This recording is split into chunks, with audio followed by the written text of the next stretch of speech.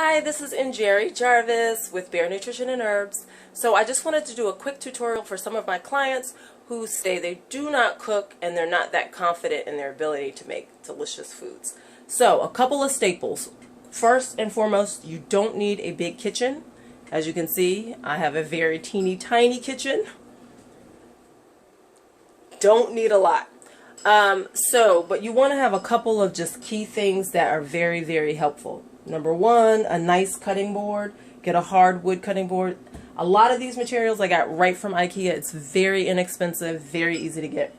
This sanitizes very well. You also want to get a good stainless steel all-purpose skillet that you can kind of cook almost everything in. Of course you want to get some other things, but just start with that. Keep it simple. The other thing is you always want to have, I like to use the little tongs. So you can have spoons and things like that, but I find tongs with almost anything. When I go into the pan, I can actually cook right with them. And so it makes it easy to not burn your hands and to toss things up and down. It's really, really quick. The other thing is get just some decent knives. They don't have to be perfect. They don't have to be super high end, but they are just cuttable. And the nice thing is you want to also, IKEA, if this is like $3, you can sharpen your knives. There's nothing worse than cooking when you don't have sharp knives. I hate cutting onions that we have here with a really dull knife. So get the sharpener. It's so easy to use. All you're doing is literally sticking it in here and then pulling it through. So done, done, and done. Rinse it off. The other thing is we have a couple of key staples that really make cooking pop. Number one, just get a good quality Celtic gray sea salt. Has a nice amount of minerals, a lower sodium content.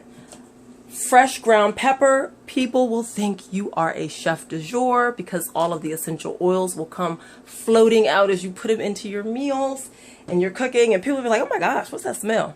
You'll be like, oh, it's just me cooking. Anyway, the next thing, get some different vinegars. This rice vinegar is really, really, really tasty. This with some olive oil, some black pepper. You can sweeten with a little honey. Make a really great dish.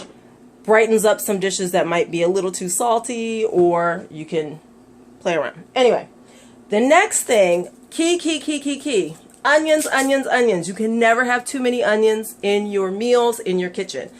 Keep your red onion, cut it up, slice it really thin, put it in a container, have it raw.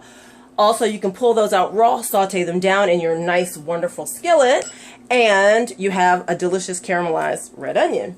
You can also use your delicious sweet onion or Vidalia onions. The more they caramelize, the sweeter they get. Definitely keep those on hand. You can combine the two. And then, of course, your white or yellow onion always does the trick as well. And play around with the different ones, and you'll see the different flavor profiles that come out. Last but not least, garlic. You can never have too much garlic.